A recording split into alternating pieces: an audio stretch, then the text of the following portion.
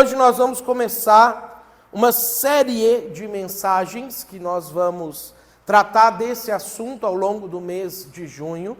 O tema dessa série é Alinhando a Vida com Jesus. Tem coisa na vida da gente que nós estamos alinhados com Jesus, tem coisa na vida da gente que não.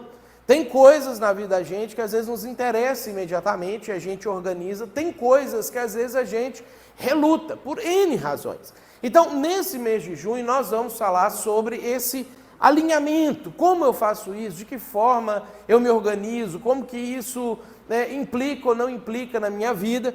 E aí nós vamos ter 3 subtemas para poder trabalhar essa questão. O primeiro subtema que a gente vai trabalhar hoje é convicção. E uma coisa que a gente observa na vida, que é muito interessante, é como que às vezes nós temos, vamos dizer assim, nós temos um Deus, às vezes as pessoas falam assim, de credos diferentes, religiões diferentes, sistemas de religião diferentes, as pessoas falam assim, não, eu faço desse jeito, eu faço daquele, você faz daquele jeito, mas o Deus é o mesmo. Só esse argumento deveria nos fazer pensar de uma forma diferente, porque se o Deus é o mesmo, a gente tinha que viver do mesmo jeito determinadas coisas. Porque se o Deus é o mesmo, ele falou uma mesma coisa sobre os assuntos. E às vezes a gente fala uma coisa e fala outra, que é completamente contraditória. Às vezes na mesma frase, e a gente fica ok com isso. E às vezes tem uma diferença entre quem Jesus é, o que Jesus afirmou, inclusive sobre si, e o que nós vivemos com ele. A maneira como a gente inicia um relacionamento com ele e caminha com ele. Eu lembro de uma situação que eu achei engraçada, assim, quando eu já estava voltando lá em casa, já tinha saído de casa, mudado aqui para o Rio Grande do Sul, aí de vez em quando eu ia lá em casa, e um dia minha mãe serviu ali uma sobremesa e ela colocou na mesa para o meu pai umas mariolas. Não sei se aqui no Rio Grande do Sul tem isso, aqueles docinhos de banana com açúcar assim em volta, né? E aí ela colocou as mariolas para o meu pai na mesa, eles estão casados, eu acho que há, 28 anos, e minha mãe colocou aquilo ali na mesa para o meu pai, e meu pai olhou para ela e falou assim, por que você está colocando isso aqui na minha frente? Ele falou assim, porque você ama mariola a vida inteira. Ele falou assim, eu nunca gostei de mariola. Por que você está colocando isso aqui? Minha mãe, do nada, brotou na cabeça dela que meu pai gostava daquilo ali, foi toda feliz, comprou as mariolas e colocou aquilo ali para ele. Às vezes a gente faz isso com Jesus. No jeito da gente relacionar com ele, a gente está apresentando coisas para ele que ele fica olhando assim, tá, mas por quê? E às vezes tem anos que a gente está fazendo isso na vida da gente. Por isso que alinhamento é importante. De vez em quando a gente precisa organizar a nossa vida. Tem basicamente 3 áreas que a gente precisa alinhar com Jesus. Primeiro são as convicções. Porque quando você tem convicções certas, você acredita certo, você entende certo, a sua fé é correta, mas os seus comportamentos e a cosmovisão não estão alinhadas com Jesus, você desenvolve aquilo que Tiago, irmão de Jesus, escreve na carta dele, que ele chama de uma fé morta. Porque ele falou assim, você acredita que Deus é um só? Você faz bem, o diabo crê e treme. Às vezes a gente só crê, nem treme mais. Eu lembro quando eu era menor também, que a gente tinha essas coisas de igreja, não sei o que, e tudo, e de vez em quando eu tinha medo que Jesus podia voltar e levar meus pais embora, minha irmã, minha família, e eu ficar. Né? E aí, de vez em quando, todo mundo que é crente, sei lá, mais de 30 anos, tem uma ou 10 histórias dessa, né, Elias? Que achava assim, que acordou de manhã e Deus levou todo mundo e você ficou. O pessoal tinha medo de ir para o inferno, falava assim, não, tem que fazer as coisas, que eu tenho medo de ir para o inferno. Deus não quer que a gente viva uma fé baseada em medo. Ele não tem interesse que a gente fique sentindo esse tipo de coisa. Mas parece que às vezes a gente pulou para o outro extremo. A gente pulou para um extremo que às vezes a gente não tem medo de mais nada. A gente acha assim, eu faço o que eu quiser com Deus, depois Deus me aceita do jeito que eu sou, e dane-se o que ele pensa, e que ele vai ter que me engolir. Às vezes a gente vive desse jeito. E assim, não dá para a gente viver a vida desse jeito. Quando a gente tem o nosso comportamento alinhado com Jesus, mas as nossas convicções e cosmovisão não, nós desenvolvemos uma fé pragmática. Se você pegar toda a Bíblia e você aplicar tudo o que está escrito ali na sua vida, mesmo que você não acredite em Deus, não acredite em Jesus, não acredita nas coisas que a Bíblia, mas você aplicar todos os princípios que estão ali, sua vida melhora. Sua vida muda, porque a Bíblia tem sabedoria para todas as áreas da vida da gente. Qualquer área que você pegar. Se você pegar o livro de Provérbios e você aplicar tudo que está escrito ali na sua vida financeira, sua vida financeira melhora. Você se organiza melhor, você vai prosperar mais, você vai lidar melhor com o dinheiro, e quando você não tiver o dinheiro que você achava que você deveria ter, você não vai ficar tão infeliz quanto você fica quando você não olha para a vida nessa perspectiva. Só seguir a Bíblia já melhora a sua vida 500%. Mas se você segue a Bíblia, mas não acredita em Deus, ou não acredita em Jesus do jeito que ele disse que a gente tinha que acreditar, você perde a sua salvação. Porque na fé cristã, ela não é construída baseada nas obras, ou nas boas obras, ou nas boas práticas de vida. Ela é construída nas convicções que depois trazem para nós boas práticas de vida. E nós temos um terceiro problema, que é quando nós alinhamos nossas convicções, nosso comportamento, mas não mudamos a nossa visão de mundo, a nossa cosmovisão. Eventualmente, a gente cai num sincretismo que vai nos conduzir a uma religião feita sob medida, que a gente vai criar para Deus se adaptar a nós. E a gente vive num mundo hoje que as coisas são customizáveis. Então, assim, a nossa cabeça, ela meio que já funciona para esse tipo de coisa. Há 200 anos atrás, quando a pessoa ia comprar uma cadeira, ela ia comprar uma cadeira. E a cadeira tinha 4 pernas, era feita de madeira e era isso ali. Hoje você entra numa loja para comprar uma cadeira, quanto tempo você fica escolhendo, porque você tem 30 opções de cadeira diferentes e às vezes você pode fazer sob medida e você diz para o cara como ele tem que fazer a cadeira para você. E praticamente toda a nossa vida hoje, baseada nas regras de consumo da sociedade, tem um motivo sociológico para ser assim, e se isso não for assim, sociologicamente, nossa sociedade fale, quebra economicamente, a gente transporta esse comportamento para a fé. E às vezes a gente começa a querer desenvolver uma fé conforme o nosso interesse. Criar um Deus conforme a nossa imagem e a nossa semelhança.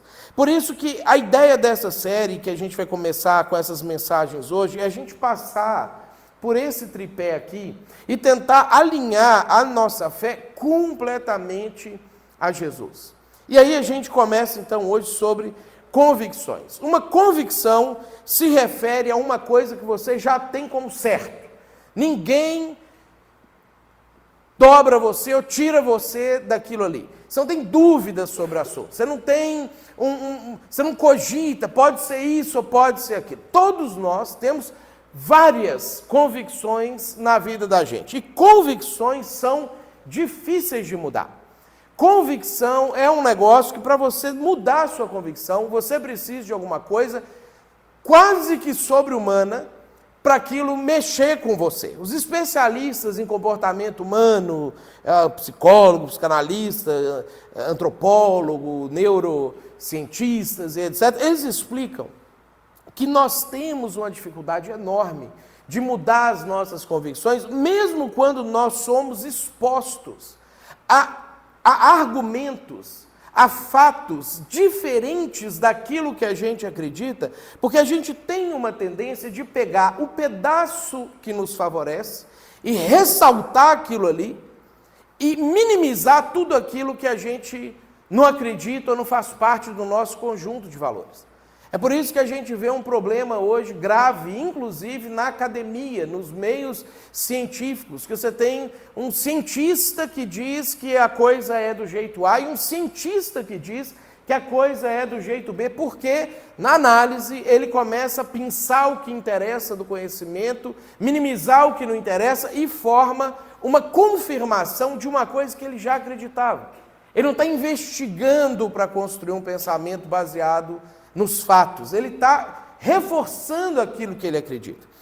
Nós ignoramos fatos contrários e ressaltamos aquilo que faz nos parecer certo, porque tem um pecado que às vezes está lá no fundo do nosso coração, no fundo da nossa alma, que para mim, na minha concepção, é o pior pecado da Bíblia, que é o orgulho, que é a soberba, que é essa coisa nossa que a gente tem, que faz com que a gente fique se comparando com as outras pessoas e faz com que a gente tenha uma dificuldade gigantesca de dar o braço a torcer para as coisas da gente, que é o que faz com que a gente conviva com convicções erradas, às vezes durante muito tempo, às vezes a vida inteira, como se tivesse tudo bem.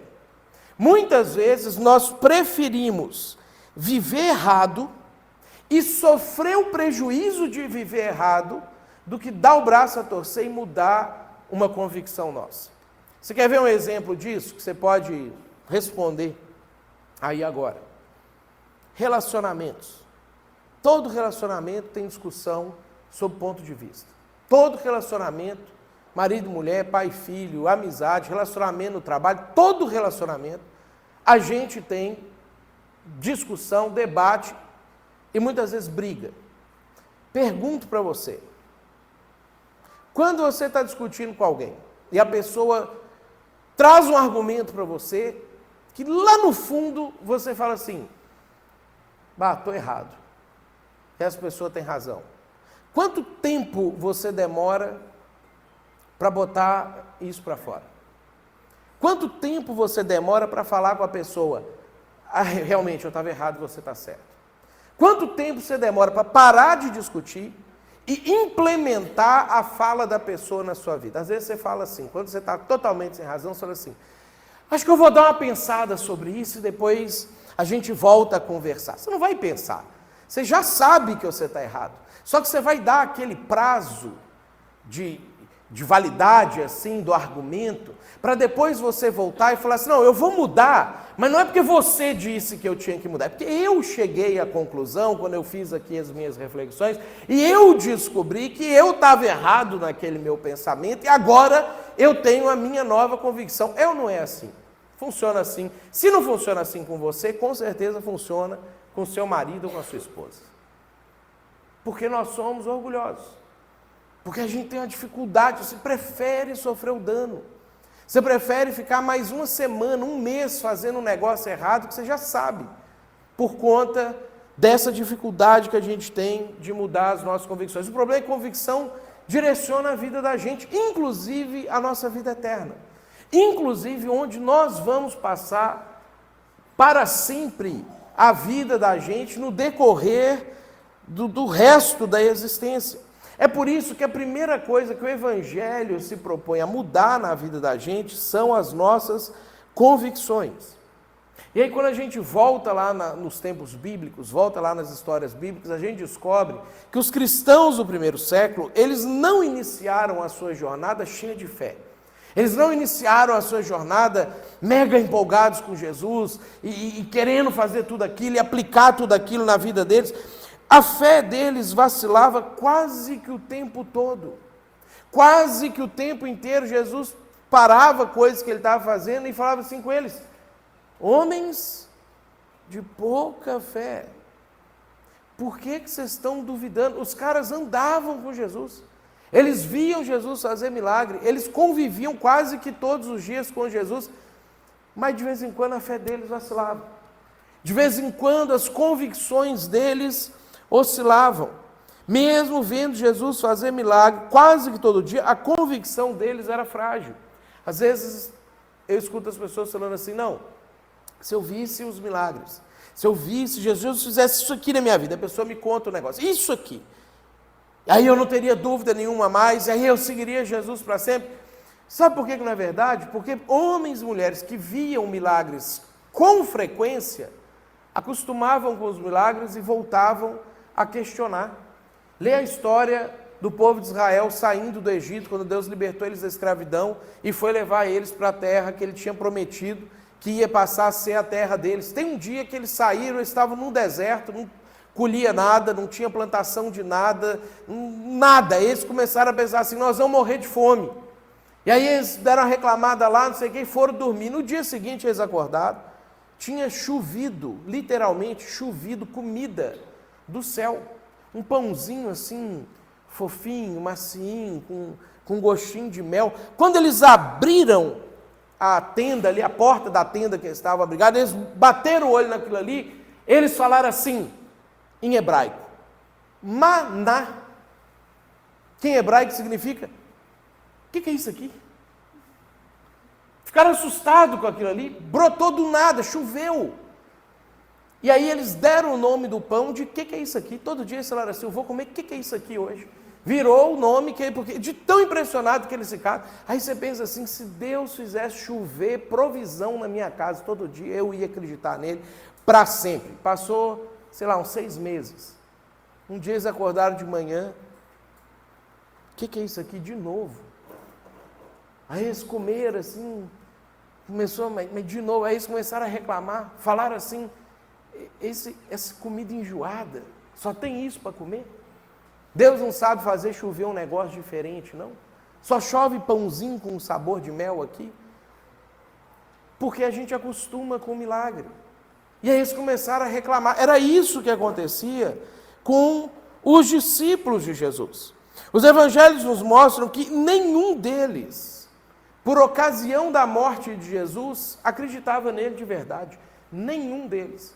Porque Jesus passou o último ano dele aqui falando com os discípulos assim, eu vou morrer, eu vou ir para Jerusalém, eles vão me espancar, eles vão me crucificar, eu vou ficar 3 dias morto, mas no 3º dia eu vou ressuscitar.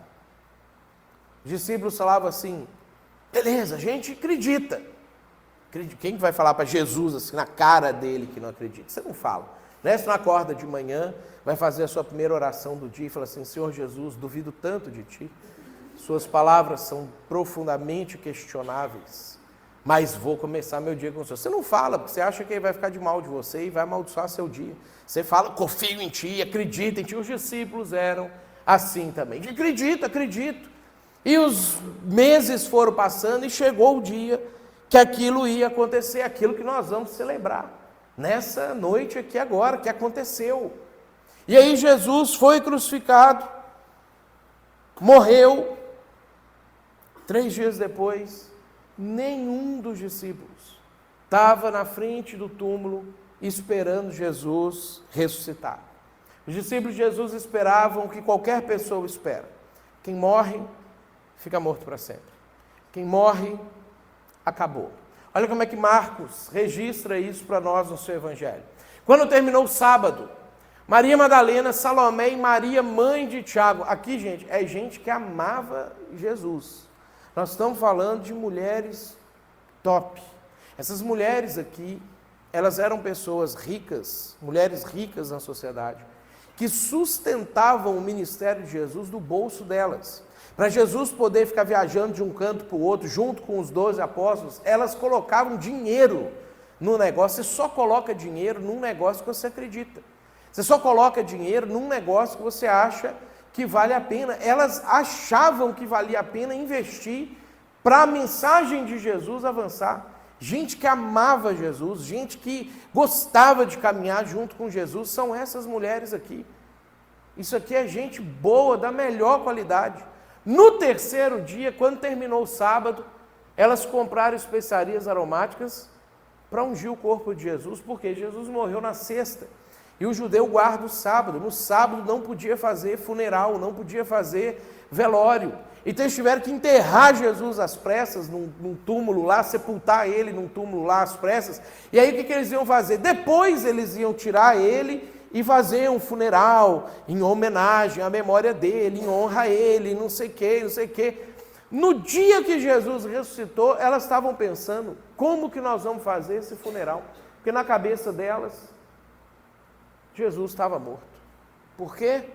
Porque as convicções delas ainda não estavam alinhadas. Marcos conta para nós.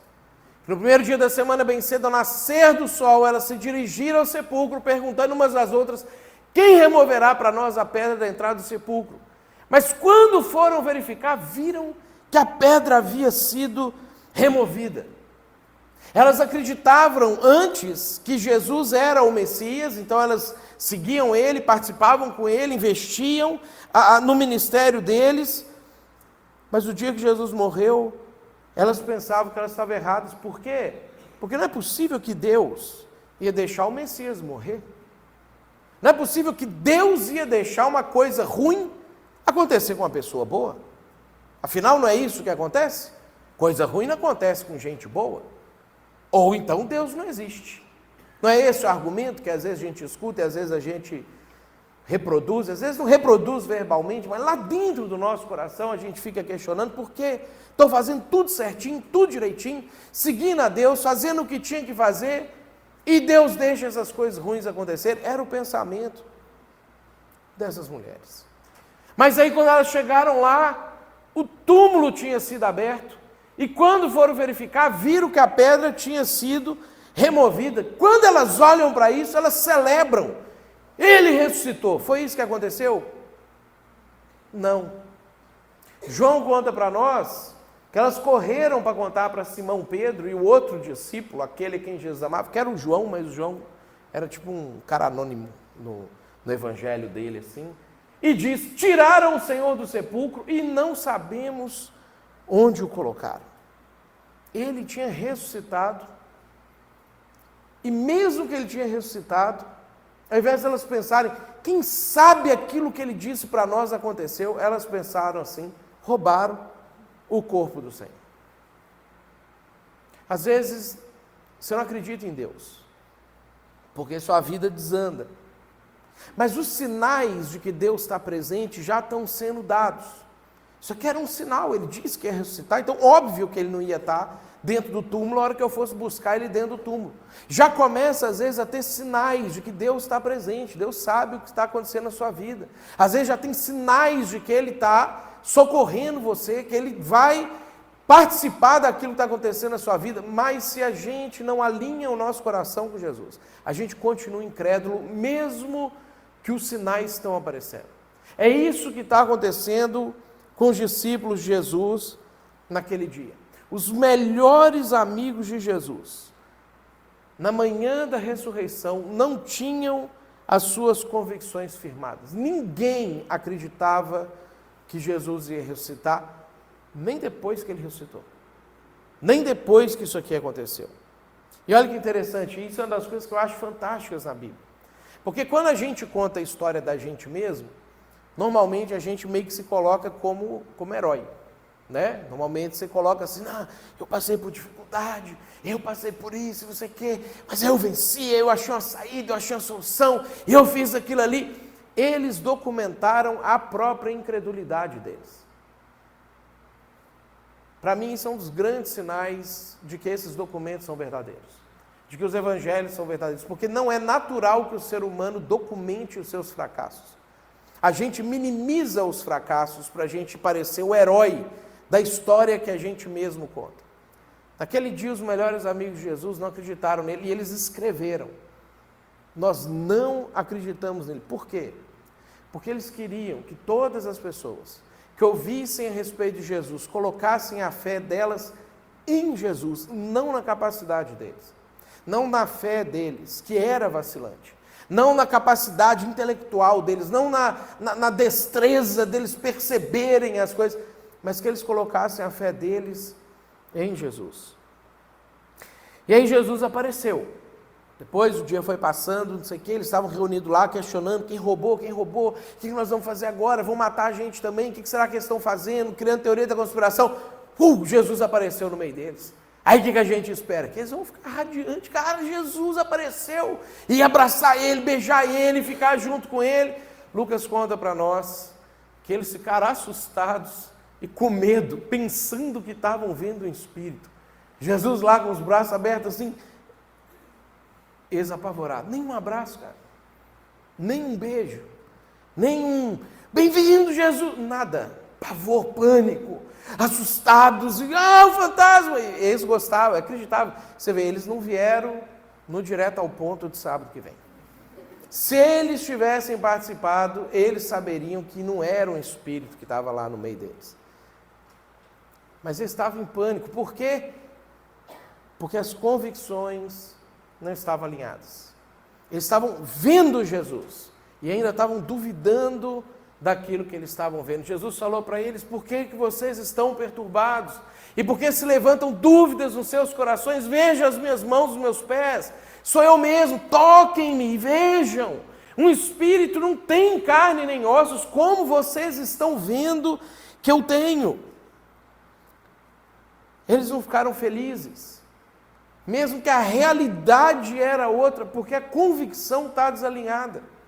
Quantas vezes você sente coisas diferentes do que é a realidade da sua vida, porque você continua acreditando na coisa errada?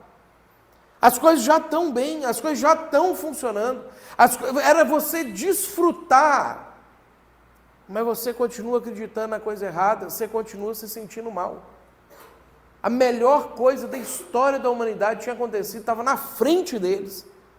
E eles começaram a pensar assim: não, mas o que nós acreditamos em relação a ver alguém que morreu de novo? Eles nunca tinham visto um fantasma na vida, porque fantasma não existe. Eles nunca tinham visto isso na vida deles. Mas eles ouviram alguém contar, que ouviu alguém contar, que ouviu um cara lá na Galileia, que foi lá na Pérea, que andou lá na Idumeia, e que esse cara tinha visto um fantasma. E eles preferiam acreditar nessas histórias do que acreditar em Jesus. Quantas vezes nossas convicções, elas estão tão desalinhadas que a gente tem uma série de crenças, menos a crença que Jesus traz para nós. E aí Jesus tem que provar para eles que era ele mesmo. E aí Jesus fez uma pergunta que nos últimos 3 anos ele tinha feito com frequência para os discípulos: por que vocês estão perturbados? Por que se levantam dúvidas nos vossos corações? Quando a gente alinha as nossas convicções a Jesus, as dúvidas acabam. E essas perturbações cessam, porque você acredita que uma pessoa que morreu e ressuscitou e predisse que isso ia acontecer antes de acontecer, ela está caminhando com você, ela faz parte da sua vida. Por que você vai ter medo? Por que você vai viver a sua vida como se os fantasmas existissem? O fantasma do desemprego, o fantasma da economia que vai quebrar, o fantasma do vai me faltar alguma coisa, o fantasma dos meus relacionamentos vão acabar, fantasma de que o meu relacionamento não tem mais jeito, fantasma de que eu tenho que viver uma vida desgraçada mesmo porque eu tive traumas, eu tive problemas, eu sofri abusos, eu tive situações, então eu tenho que continuar vivendo a minha vida assim. Por quê que a gente continua acreditando naquilo que é diferente do que o nosso Senhor trouxe para nós? Isso está acontecendo com os discípulos. Isso acontece com a gente também. Por isso que a gente precisa alinhar, porque não tem motivo para a gente estar perturbado e cheio de dúvidas, se o nosso Senhor ressuscitou. E Ele participa da vida da gente. Só que aí Jesus, ele termina essa sessão com os discípulos, explicando para eles por que essas coisas estavam acontecendo, por que elas tinham que ser desse jeito.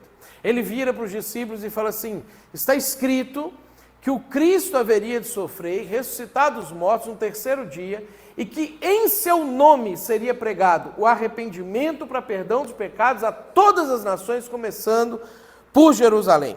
Jesus mostra para os discípulos que para eles passarem por uma mudança tão profunda e tão completa no coração deles, a ponto deles conseguirem arrepender para ter perdão dos pecados, eles tinham que primeiro alinhar a convicção deles, não numa mensagem, não numa ideia, mas em uma pessoa que disse que ia morrer e ressuscitar e cumpriu aquilo que ele disse. E se uma pessoa diz que vai morrer e ressuscitar, e ele faz isso, eu preciso organizar toda a minha vida em torno de Jesus. E aí a ressurreição mudou a convicção daquelas pessoas. Pedro, que acreditou e deixou de acreditar, e na noite da crucificação negou que tinha acreditado, voltou a acreditar. E ele voltou a acreditar não do jeito que ele acreditava antes. Porque antes a Bíblia conta que ele estava numa fogueira e tinha uma mulher que era uma empregada da casa do sacerdote que estava julgando Jesus, que fez uma pergunta para ele assim: você estava andando com aquele cara que estava sendo julgado? Ele falou assim: eu nunca vi esse homem na minha vida. Depois que Jesus ressuscitou, ele deu a vida dele por Jesus, literalmente. Ele morreu por causa disso. Eu acho legal, de vez em quando eu recebo um videozinho que o pessoal manda, que é uma mistura assim de um meme com um trocinho de comédia, que está os discípulos reunidos assim na noite que Jesus foi crucificado, e aí eles estão criando a ideia do cristianismo, assim. Eles pensam assim: vamos criar uma religião nova, vamos criar uma seita nova, não sei o quê, que aí a gente vai ser os caras dessa seita. Aí os discípulos estão lá: vamos, não sei o quê. Eles falam assim: mas Jesus morreu. Aí o Pedro levanta e fala assim: não, mas nós vamos roubar o corpo dele e falar que ele ressuscitou. Aí os discípulos: isso aí, vamos fazer isso mesmo. Aí ele fala assim: e aí nós vamos ser conhecidos por todas as pessoas, nós vamos ficar famosos, todo mundo vai conhecer nossos nomes. Aí eles: isso mesmo, vamos fazer isso, é assim que a gente tem que viver a vida e não sei o quê. Aí Pedro vira e fala assim: e aí, depois disso, nós vamos ser brutalmente torturados e assassinados. Aí os discípulos olham: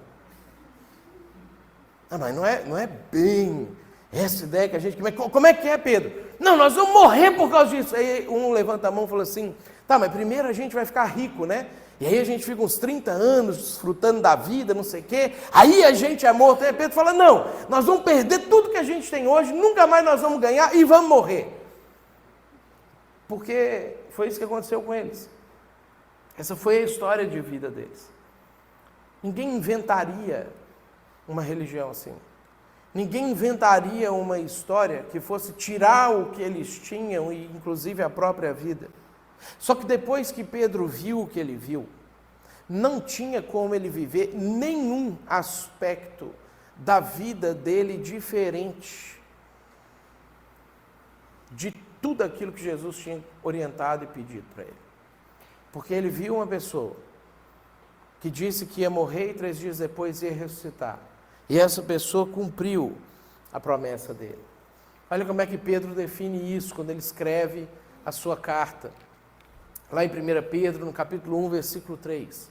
Ele fala assim: bendito seja o Deus e Pai de nosso Senhor Jesus Cristo. Conforme a sua grande misericórdia, Ele nos regenerou. Regeneração é uma mudança interior profunda que transforma você completamente, que renova você, que traz você para você se tornar a pessoa que Deus criou você para ser, caso o pecado não tivesse tido efeito nenhum sobre a sua vida, caso nenhuma das suas decisões erradas tivesse impactado o rumo da sua vida. Pedro fala assim: Ele tem tanta misericórdia de nós que Ele nos oferece uma segunda chance nesse nível, para restaurar a vida da gente completamente. Ele fala assim: Ele nos regenerou para uma esperança viva. Falamos sobre isso no mês de maio. A palavra esperança na Bíblia não é uma frase de efeito para você motivar uma pessoa que está passando por um problema e você não sabe mais o que dizer para a pessoa, e você fala assim: tem esperança, porque você não tem mais nenhuma ideia do que aconselhar aquela pessoa. Na Bíblia, a esperança é Jesus.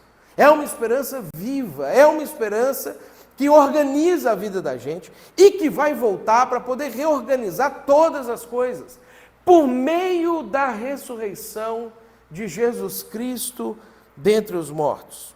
Jesus é o Filho de Deus, o Criador, e nos oferece uma esperança. Daí as pessoas perguntavam para Pedro assim: Pedro, por que você acredita nisso? A resposta de Pedro era: ressurreição, porque ele ressuscitou. Eu não acreditava. Quando eu andei com ele, mesmo que eu via ele fazendo milagres, a hora que o sapato apertava, eu não acreditava. Eu andei com ele durante 3 anos, mas tinha a hora que ele falava determinadas coisas que eu dizia assim: isso aí eu acho que Jesus acordou muito empolgado hoje. E aí ele está falando isso aí, mas não deve ser bem desse jeito, porque Pedro chegou ao ponto de retrucar Jesus, de falar assim: não, Jesus, o senhor não sabe o que o senhor está falando, não vai ser desse jeito, não vai ser daquele outro ali. Eu fico imaginando Jesus nessas horas, olhando para Pedro e falando assim: Não entendi, Pedro. Você está sabendo mais da vida e de mim do que eu? E Pedro falava assim para Jesus: estou sabendo legal aqui. E vem cá que cola em mim aqui, que eu vou te ensinar as coisas. Pedro era assim, antes de ver Jesus ressuscitado. Como às vezes eu e você. Como às vezes eu e você que vamos pensando, separando coisas para a gente aplicar na vida da gente. Para a gente poder construir uma fé alinhada com as nossas convicções. Pedro continua falando. Ele fez isso para uma herança que jamais poderá perecer, macular-se ou perder o seu valor. Pedro está fazendo isso em oposição àquela nossa fraqueza, que é o materialismo. Ele está fazendo isso em oposição à nossa esperança de que o nosso dinheiro vai dar segurança para nós, o nosso emprego vai dar segurança para nós, nossa casa, nosso carro, a nossa maneira de administrar, nossa maneira de viver, ou um casamento, ou uma pessoa, ou os nossos pais, ou uma herança física que eu vou receber. Ele fala assim, tudo isso perece, macula e perde valor. Tudo isso é frágil. A herança que Ele quer nos dar, ela está acima de todas essas coisas. E aí ele fala, herança guardada nos céus, para vocês, que mediante a fé são protegidos pelo poder de Deus até chegar à salvação, prestes a ser revelada no último tempo. Pedro, por que você acredita no céu? Porque um homem predisse que ia morrer e ressuscitar. Ele cumpriu isso e ele me disse que o céu existe. E ele me disse que a vida não termina aqui, pelo contrário, está só começando. E ele me disse que tem um monte de coisa para o lado de lá. E é lá que realmente importa. E o que eu estou construindo aqui vai repercutir grandemente do lado de lá. É por causa disso que eu olho para essas coisas aqui, e essas coisas aqui não tem mais apelo para mim. Se eu tiver, eu tenho. Se eu não tiver, eu não tenho. Se eu puder comer uma coisa boa, eu como. Se eu não puder, eu não como. Se eu puder dirigir uma carruagem bacana com corcéis egípcios, eu dirijo. Se eu tiver que andar numa mulinha, no jumentinho, eu ando. Porque alguém que ressuscitou me disse que tem mais coisa para o lado de lá. Às vezes a gente perde a perspectiva do céu. Porque às vezes a gente quer ser motivado para fazer coisas certas aqui na terra, tendo resultados aqui na terra. E aí se eu chego para você e falo assim, faz isso desse jeito aqui, porque amanhã ou semana que vem, ou mês que vem, vai mudar a sua situação, você compra a ideia e você aplica, e você faz. E você tenta rapidamente modificar o que você precisa modificar na sua vida, porque você quer que a sua vida funcione e dê certo imediatamente agora. Se eu falar para você, faz isso aqui desse jeito aqui, porque no céu você vai receber a recompensa, talvez você pense a segunda vez se você vai fazer isso agora, ou quem sabe eu posso deixar para depois. Afinal, eu não espero ir para o céu amanhã. Quando a gente acha que vai para o céu amanhã, a vida da gente fica maravilhosa. Recebeu o papelzinho lá que a sua senha é a próxima. Quanta promessa você faz para Deus? Você já viu as pessoas fazendo isso. Mas se você achar que ainda falta 30 anos para você ser chamado, você pensa assim, vou viver 29, um pouco com ele, um pouco sem ele, um pouco da minha cabeça, um pouco da cabeça dele. E aí quando chegar no último ano, aí eu organizo a minha vida. O livro de Hebreus, ele foi escrito praticamente para dizer para nós, não vai dar certo.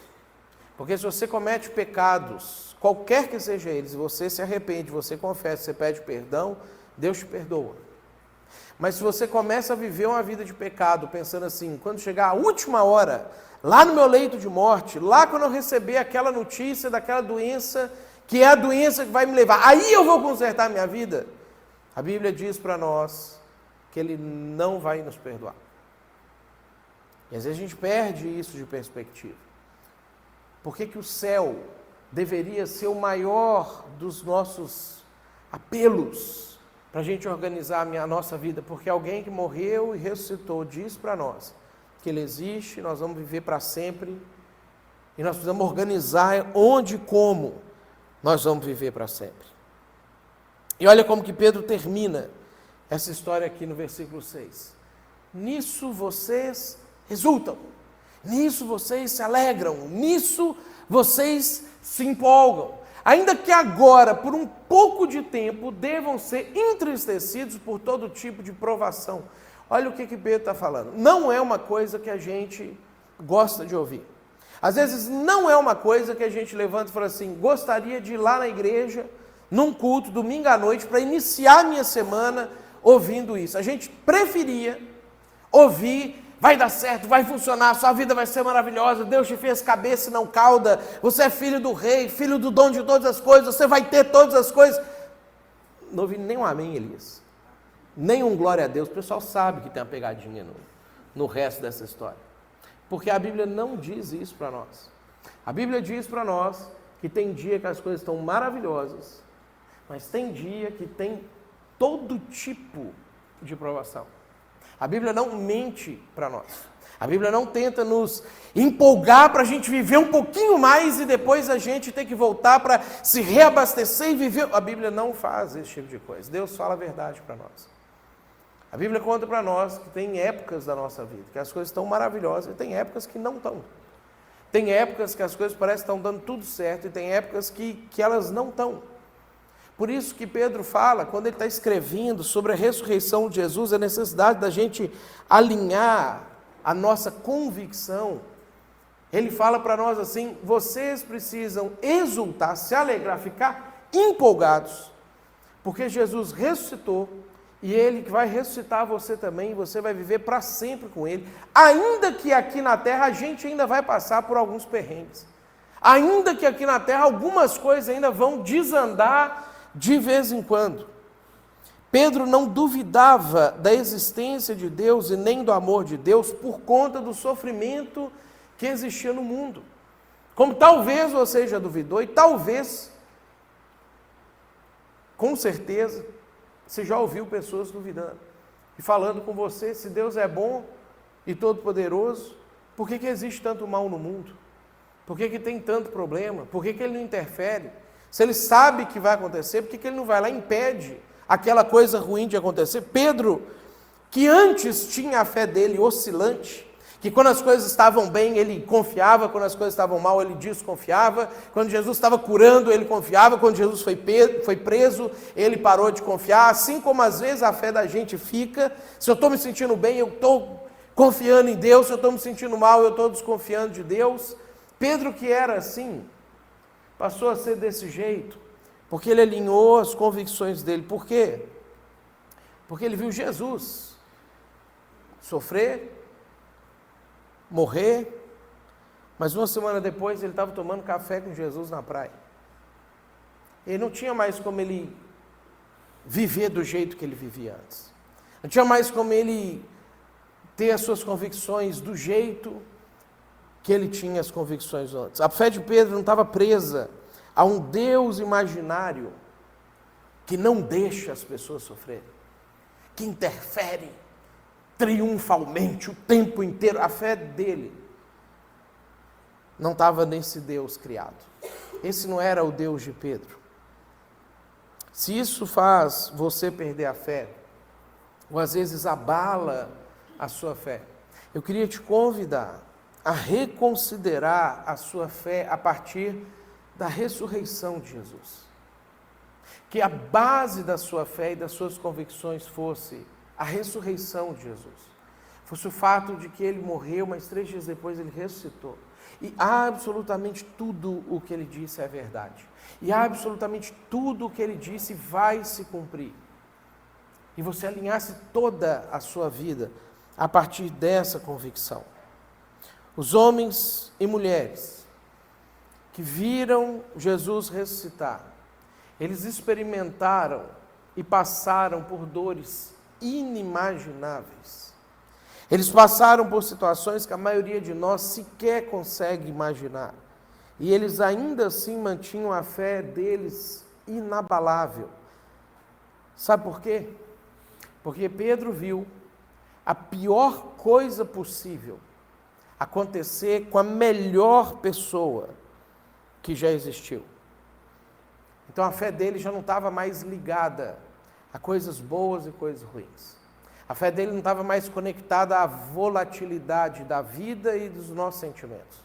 Não estava mais conectada a se você acordou bem ou acordou mal, se você acordou feliz ou se você acordou triste. Se você conseguiu tomar o remédio da forma correta, você esqueceu de tomar o remédio, as suas emoções mexeram ali com você. Se você conseguiu um emprego bom ou foi demitido, se o seu carro foi trocado por um carro melhor, se ele estragou, foi para a mecânica e você não sabe como é que vai fazer para parcelar o conserto do seu carro. E a sua fé não fica andando atrás das coisas desse jeito oscilante.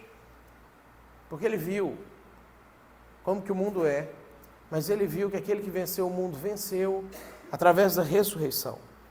A convicção de Pedro sobre Jesus moldou a vida dele, e é isso que eu queria convidar você a fazer hoje. A alinhar sua convicção ao Jesus que ressuscitou. Não a uma faceta específica de Jesus, não a uma ideia sobre Jesus, não a um formato de Jesus que talvez você tenha desejo de criar para você, mas sobre Jesus que ressuscitou.